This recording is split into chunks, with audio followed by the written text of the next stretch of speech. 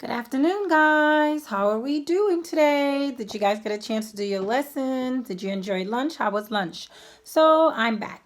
All right, this is going to be the social studies portion part of the video. Before I start reading, let's just hope that you are following today's lesson plan accordingly, that you have listened to the King Kafu if you had not if you had not Googled and listened to it via YouTube. Um, I hope that you have answered the questions. I have yet to see that posted for the King Kafu, except for one person. I saw JP's.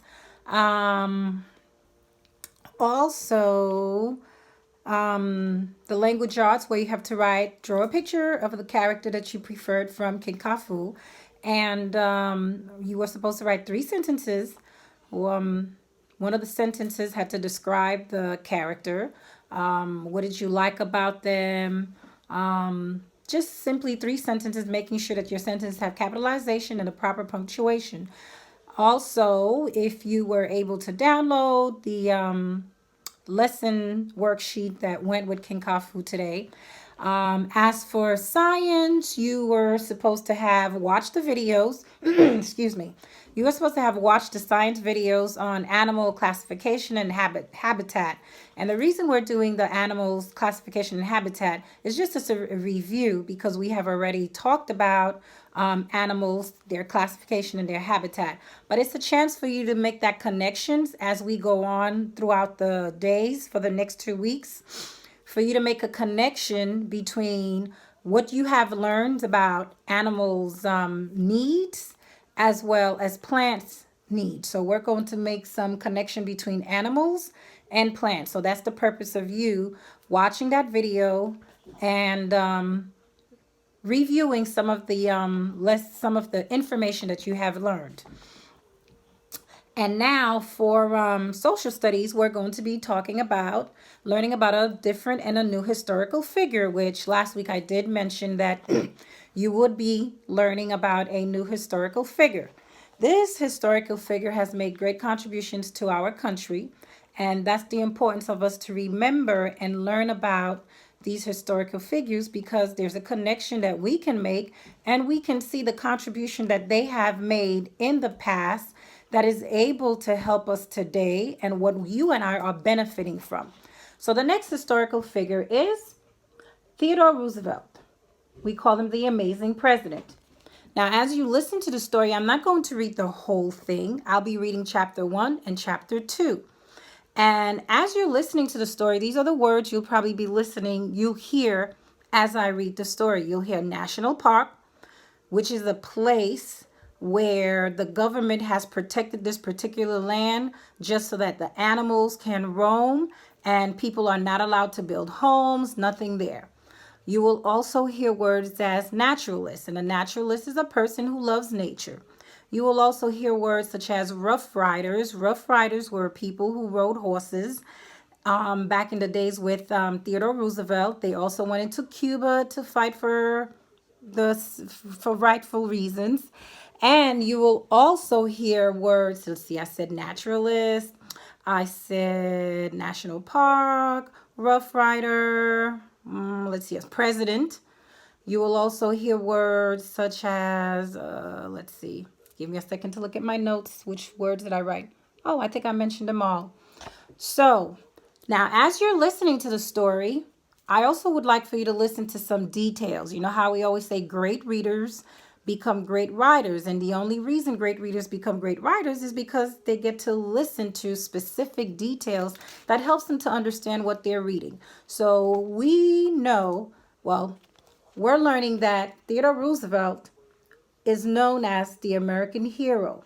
So what I would like for you to do is, as I'm reading, listen to some details from chapter 1 and 2 that helps you understand, well, why did we say, or why are we saying that Theodore Roosevelt is a great American hero? So listen. And as I'm reading, as always, pay attention to the text features. Here's our table of content, just like King Kafu and the Moon had a table of content. That's one of your text features. I want you to recognize the text features in chapter 1. I am not going to tell you, but I'm going to read, so I would need you to listen. Growing up, Theodore Roosevelt was born in New York City in 1858. No one thought the sickly boy would become president one day. Young Teddy worked hard to make himself strong. Later, he made the United States strong. This is a picture right here of young Theodore Roosevelt. When he was young, he was often sick. Now, you know, they said the information tells us that he was born in New York City, which you all know that's where Miss Leger was born. She was born in New York City as well. Theodore's family was rich, but money could not cure his asthma. His father built a gym in their home. Theodore exercised to get well. Theodore loved the outdoors. He collected nests, shells, and bones when he visited his summer home in Oyster Bay, New York. In college, Theodore studied to be a naturalist. Then his father died. His father had helped poor people. Theodore wanted to help poor people too. Theodore loved to go outside and explore Oyster Bay. So this is him as probably a teenager. Can you see the text features? Chapter 2. Family life. Theodore married Alice Lee. He was happy when she gave birth to a baby girl. But 2 days later, his wife Alice died. Theodore's mother also died the same day as Alice did. Theodore was too sad to stay in New York. He went out west. He worked hard as a rancher, hunter, and a cowboy. After his wife Alice died, Theodore Roosevelt bought a ranch in the Badlands of Dakota Territory. So, here is Theodore Roosevelt as he moved to the Dakota Territory, and this is his wife Alice, who died after their first child was born. Now, if you get a chance to look at the map or find a map of the United States, as I usually do, I like to go to the map and show you the areas when we're talking about certain historical figures. So I want you to find New York City when you can on the map, and then I want you to find North Dakota and South Dakota. So you can figure out which path did Theodore Roosevelt take when he left New York City to go to North Dakota or South Dakota. Those were the territories he went to.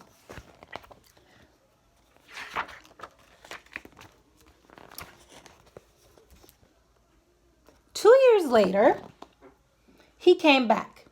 He married Edith Carroll. Soon, 5 more noisy children filled their house. Theodore took charge of the New York City police. He hired new officers. He helped make the city safe. In December 1886, Theodore married Edith Carroll. Here he is with Edith and their children.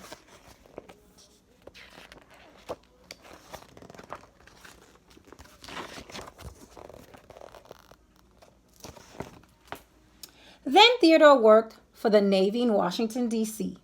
He built new ships to protect our country. He asked men to join the Rough Riders. They fought in a big battle in Cuba and won. That made Theodore famous. Roosevelt and his Rough Riders are photographed in San Juan Hill during the Spanish-American War.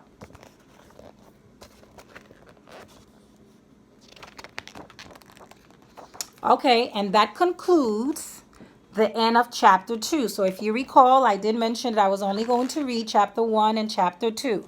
So after listening to this video, I want you to think about it. What is the information that you have heard from chapter 1 and 2 that made Theodore Roosevelt an American hero? What other historical figure or figures that you can make a connection with Theodore Roosevelt based on the information that you heard me read? So, ladies and gents, I hope you heard what I have mentioned, and this will be uploaded on YouTube, and the assignment is already posted in Google Classroom. If you have any question, just email me and I'll be sure to answer any question if I can. Enjoy the rest of your afternoon. Bye.